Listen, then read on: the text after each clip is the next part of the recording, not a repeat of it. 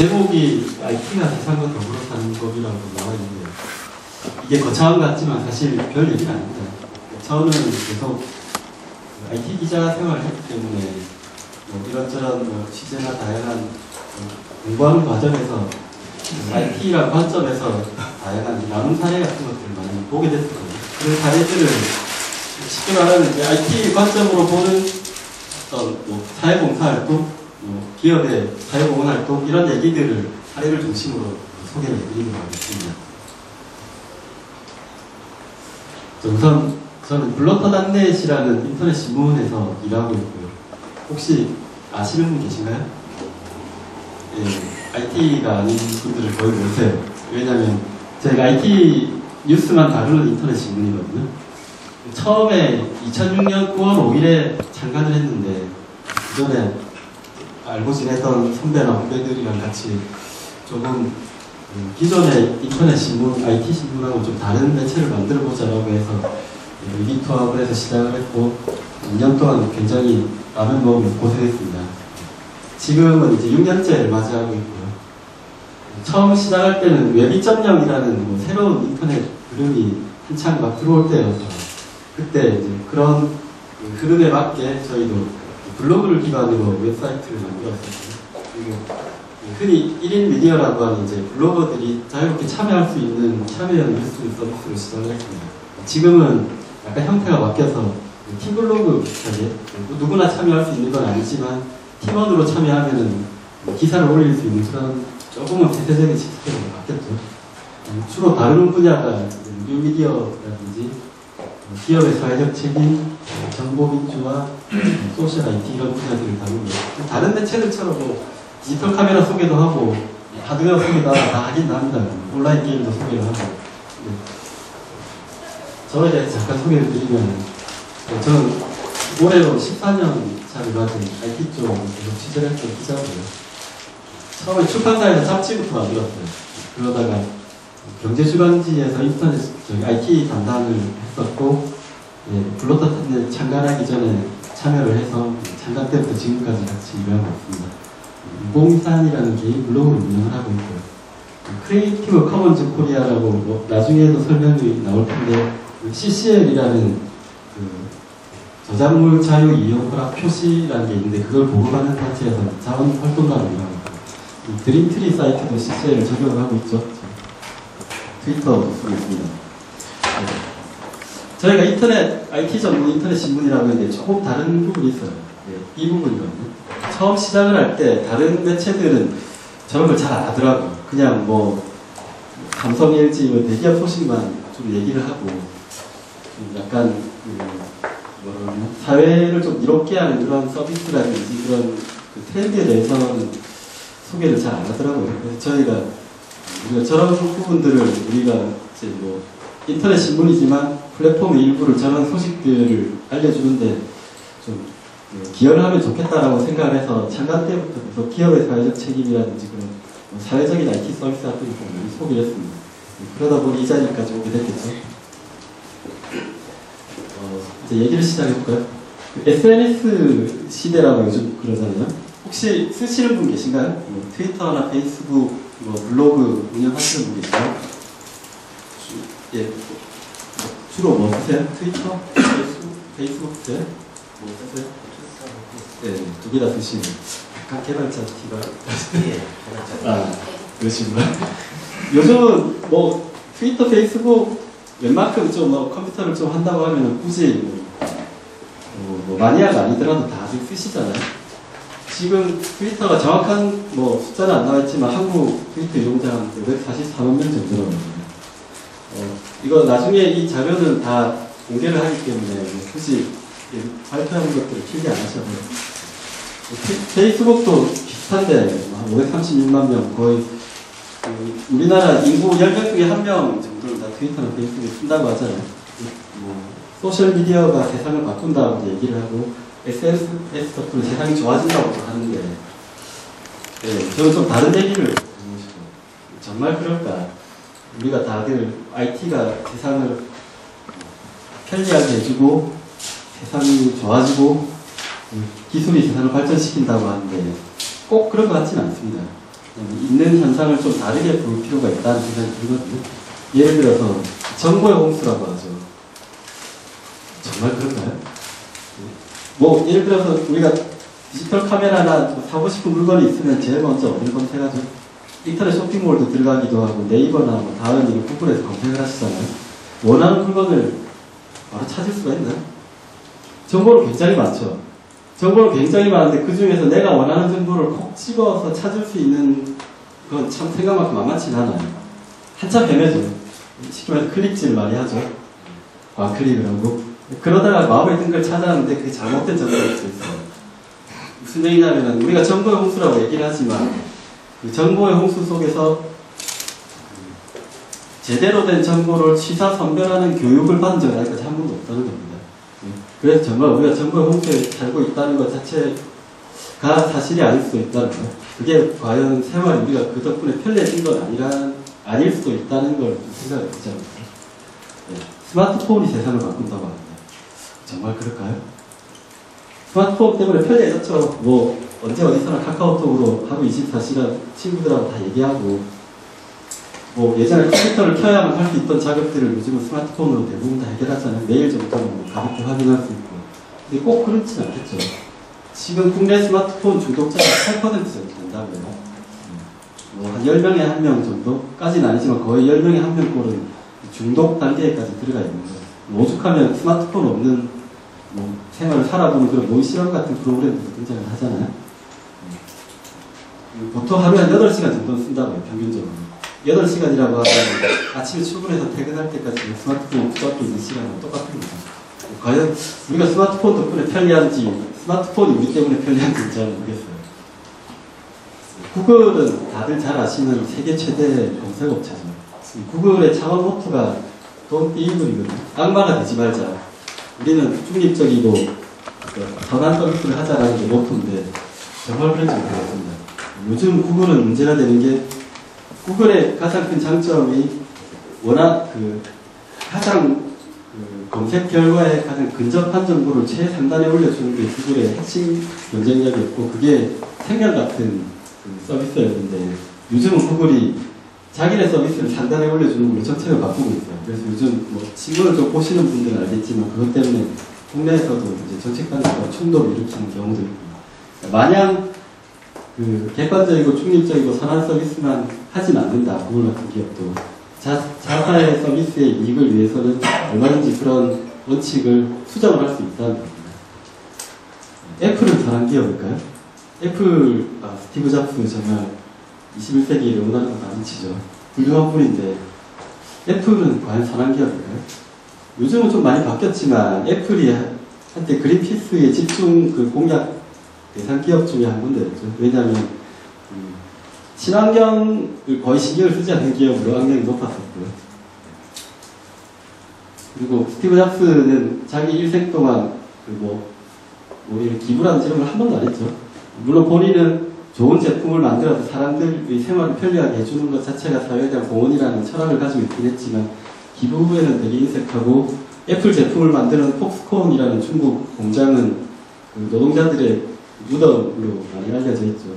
일하는 노동자들이 계속 죽어나가고 자살이 늘어나고 그 정도로 열악한 근무 환경을 보이고 있고 항상 기업은 두 가지 얼굴을 가지고 있다는 겁니다. 선한 역할을 가지고 있는 반면 그 기술을 악용한다고 할까요? 부작용을 일으키는 경우가 반드시 있다는 거죠. 네이버 얘기도 잠깐 해봅시다. 네이버는 거의 공공의 적이죠, 요즘은.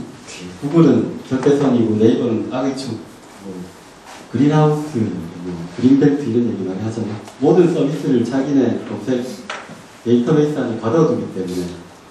근데 정말 그럴까요? 네이버도 좋은 일을 많이 하죠, 물론. 좋은 일도 많이 하고, 무엇보다도 한국 사람들 10명 중에 7명, 거의 8명은 검색을 할 때 네이버를 씁니다. 사실상 거의 80% 정도의 검색 점유율을 가지고 있거든요. 10명 중에 8명이 정말 바보라서 네이버를 쓸까요?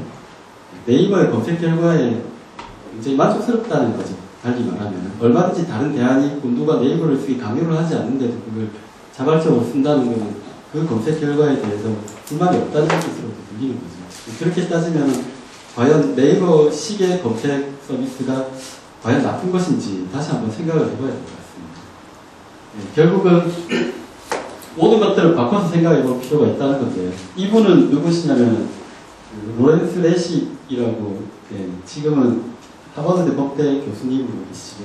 그리고 나중에 나올 그 CCL 크리에이티브 커먼즈 라이선스를 만드는 데 참여했던 분이신데, 이분이 2010년 6월에 한국에서 열린 그 글로벌 컨퍼런스에 저런 말씀을 하셨어요. 오픈이 과연 혁신을 위한 필수 요소인가.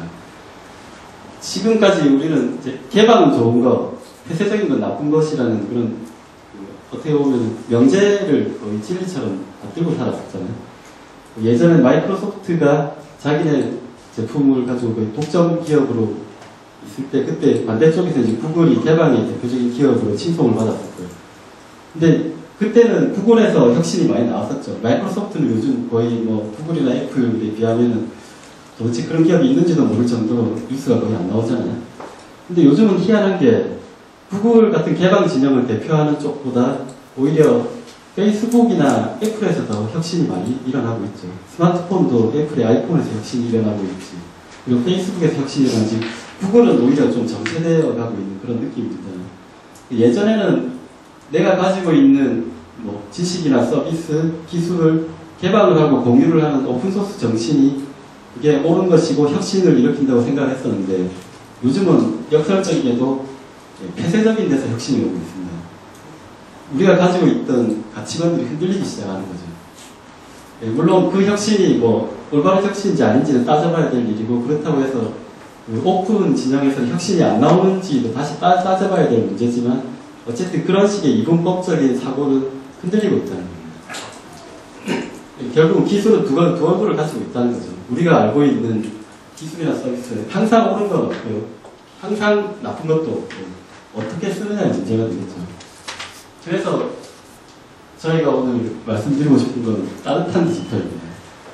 기술은 어떻게 쓰이느냐에 따라 다르겠지만, 기술이 세상을 위해서, 이웃을 위해서 이롭게 쓰이는 사례들을 소개해 드리려고. 대표적인 기업의 사회적 책임이죠. CSR이라고 줄여서 얘기를 하는데요. 기업의 가장 큰 목적은 이윤 창출이라고 얘기를 하잖아요. 근데 이윤을 창출하는 건 물론 주식회사라면 주주들을 위해서 당연히 해야 될 의무이기도 하지만, 다른 한편으로 기업이 사회에 대해서 책무를 다하는 것도 기업의 소명 중에 하나라는 게 지금은 거의 공식처럼 되어가고 있거든요.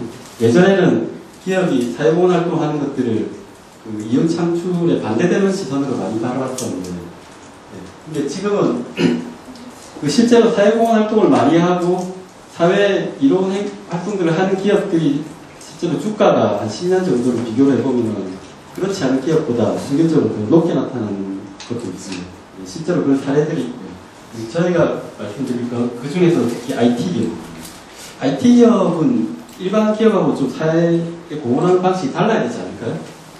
뭐 예를 들어서 돈 많은 기업이라면 그냥 뭐 뭉칫돈을 헌납을 할 수도 있을 테고, 직원이 많다면 대기업이라면 직원들 수렴을 해서 어디 가서 뭐 연탄을 나르거나 독거노인을 돕거나 그런 봉사활동을 할 수 있겠지만, 물론 IT 기업들도 그런 봉사활동을 하는 기업들이 많이 있어요. 많이 있는데 IT 기업이라면 좀 IT의 특성을 살려서 사회 공헌하는 방법이 분명히 있겠죠. 네, 그런 방법들을 고민을 해보자. 저희가 처음 IT 기업의 사회적 책임을 생각을 했을 때 궁금했던 건 이런 겁니다. 왜 한국에는 이런 서비스가 없을까? 텍숨이라는 사이트인데, 비영리 단체들을 위해서, 비영리 단체를 위한 기술이나 뭐 서비스, 소프트웨어 같은 걸 보급하는 글로벌 비영리 조직입니다. 굉장히 유명한 조직이에요. 실제로 뭐 마이크로소프트 같은 기업하고 손잡고 컨퍼런스도 진행을 하고, 그 특정 지역의 비영리 단체들 신청을 받아서 소프트웨어를 무료로 나눠주기도 합니다. 그 중에서는 뭐 오픈소스 공짜 소프트웨어도 있지만, 마이크로소프트 오피스나 윈도우 같은 것도 기업하고 제휴를 공짜로 주기도 하고, 도서관을 위한 서비스 같은 걸 따로 만들기도 하고, 패키지로 ICD로 이렇게 공짜로 뿌리기도 해요. 그런 것들을. 국내에는 그런, 제가 5년 전에 블로그한테 시작할 때는 국내에는 이런 데가 없더라고요. 한국에는 왜 이런 걸 만들 수 없을까라는 그런 고민을 했었죠. 비슷한 곳인데 왜 우리 N10이라는 곳인데, 역시 이제 비영리 조직인데 이곳은 조금 더 이제 기술이나 이론 그리고 조직과 네트워킹 쪽에 좀 더 초점을 맞추는 단체입니다. 성격은 비슷한데요. 택수비 좀 더 활동적인 조직이라고 한다면은 엔테는 조금 더 교류나 커뮤니티 중심의 그런 조직이라는 조금 차이는 있겠지만 네. 또 국내에는 왜 구글.org라는 이런 사이트가 없을까? 라는 생각을 했죠. 구글, 우리가 알고 있는 구글은 .com 내지는 co.kr이잖아요. 구글은 구글.org라는 걸 운영을 하고 있어요. 비영리 단체들을 위한 기술이나 서비스, 뭐 여러 가지 컨설팅이나 지원을 해주는 사이트입니다. 이곳에 들어가면 물론 여러긴 하지만 정보들이 많이 있죠. 친환경 정보부터 해서 사회에 기여할 수 있는, 구글의 입장에서 사회에 기여할 수 있는 모든 아이디어나 뭐 그 정책 같은 것들이 다 들어가 있죠. 네이버.org 치면 어떤 게 나올까요? 이런 사이트가 뜹니다. 누가 도메인을 선점을 한 포스트잇 사이트죠. 네이버는 네이버.org를 운영을 하고 있지 않아요. 물론 뭐 다음.org는 물론 마찬가지입니다. 왜 우리 업체들은 저런 구글.org 같은 그런 사이트를 따로 운영을 하고 있지 않을까? 라는 데서 이제 의문 내지는 고민 같은 것들이 많이 들었었죠. 결국은 IT 기업의 사회적 책임이다. 찾아보니까 있더라고요. 아시는 분들도 많을 텐데 다음 세대재단이라는 곳이 있습니다. 이름이 다음이 붙어 있어서 다음에 속한 뭐 계열사로 생각을 하시는 분들이 많은데 사실 다음 세대재단은 다음과는 관계가 있기도 하지만 없는 기업이기도 하거든요. 다음에 임직원들이 주축이 돼서 서로 쌈짓돈을 보태가지고 만든 비영리 재단입니다. 2001년 설립했고요. 작년에 10주년 기념식도 했거든요.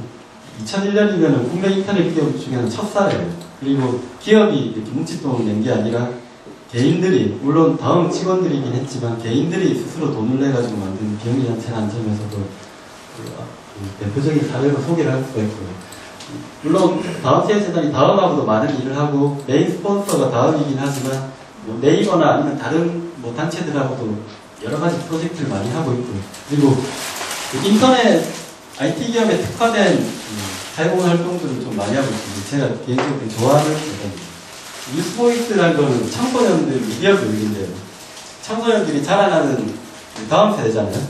다음 세대인데 이 친구들이 미디어를 통해서 자신을 표현을 하고 사회에 이제 자기의 목소리를 표현하는 방법들 교육을 하는 그런 활동이고요. 올리볼리 그림 동화라는 게 있어요. 저거는 제3세계, 우리가 알고 있는 미국이나 뭐 유럽이나 아니면 한국이 아니라 우리가 잘 모르는 제3세계, 좀 낯선 뭐 태국, 말레이시아 뭐 이런 제3세계 동화책들을 가져다가 그걸 직접 플래시로 제작을 해서 무료로 공급을 하고 있어요.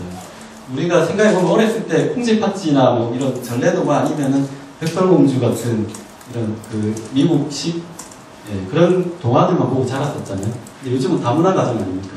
다문화 가정의 문화를 서로 이해를 할 필요가 있는 거죠. 어린 세대의 이해를, 다문화 가정에 대한 이해가 들어가 있으면 커서도 자연스럽게 그런 문화가 사회에 퍼지게 되겠죠. 그런 일종의 이제 씨앗 프로젝트 같은 걸 진행을 하고 있고, 그 외에 많이 있습니다. 뭐 찾아가는 미디어 교육은 저희 그 국내 상가벽지 같은 데를 돌아다니면서 마을을 찾아가서 직접 마을 사람들하고 마을 영화를 만들어가지고 상영을 하는 그런 프로젝트고요. IT 캐너스라는 게 아까 말씀드렸던 텍수를 이제 모텔에서 벤치마킹해서 만든 건데 비영리 단체들을 위한 IT 기술 지원센터 같은 곳이에요. 다운세대단 홈페이지 들어가면 있는데요. 물론 아직까지 텍수만큼 그렇게 좀 활동을 광범위하게 하지는 않지만 그런 취지로 만든 그런 서비스가 또 있고요. 이하루 616 같은 건 이제 1년에 한 번 6월 16일은 그 인터넷의 모든 역사들 한번 모아서 우리가 보관을 해보자라는 그 정보 트러스트 운동의 하나거든요. 뭐 내가 쓰고 있는 홈페이지 첫 화면을 올릴 수도 있는 거고, 아니면 내가 그날 6월 16일에 쓴 소프트웨어를 화면을 캡처해서 올릴 수도 있는 거고, 아니면 내 컴퓨터 바탕화면을 올릴 수도 있는 거고, 누구든지 6월 16일 하루 동안 그런 그 기억될 만한 것들을 올리면은 그걸 이제 다음에 이제 아카이브 보존을 해두는 겁니다. 뭐 하루, 1년에 하루 보존해서 뭐 얼마나 되겠나 싶겠지만, 그 사이트 들어가면 쭉 이렇게 보존되어 있는 거 보면, 아, 3년 전 오늘 무슨 일이 일어났구나 이런 것들을 한눈에 볼 수가 있습니다. 일종의 약간 상징적인 의미로 국가가 사실 저런 걸 해야 되겠지만 안 하기 때문에 재단에서 저런 활동들을 하고 있는 거죠. 그리고 뭐 사회복지학 하시는 분들이라면 한 번씩 들어보셨겠지만 1년에 한번 체인지온이라는 행사도 합니다. 12월에 보통 진행을 하는데 비영리단체들을 위한 테마를 1년에 하나씩 정해서 관련된 연사분들이 나와서 거의 하루 종일 진행하는 컨퍼런스죠. 네, 그 외에 뭐 소셜 이노베이션 캠프는 36시간 동안 직접 그 공익 아이디어를 내고 그걸 모바일 애플리케이션으로 만드는 프로젝트거든요. 그 전에 사전에 이제 미리 아이디어를 받아서 팀을 꾸려서 그래서 딱 마지막 36시간 동안은 거의 밤새면서 실제로 애플리케이션을 만드는데 그 애플리케이션 중에서 괜찮은 것들은 실제 서비스로 될 때까지 지원을 해주고 있어요. 저건 이제 뭐 다운만 하는 게 아니라 NHN, 구글, 마이크로소프트 다 같이 진행하는 거예요. 다운세 재단이 있고 네이버에도 있어요. 해피빈 재단이라고 약간 성격이 다르긴 한데 해피빈 재단은 좀 다운세 재단보다는 늦게 재단으로 설립됐지만 여기서도 뭐 다양한 활동을 하고 있는데 그 중에 우리 학교 마을 도서관이라는 건 버스가 도서관이거든요.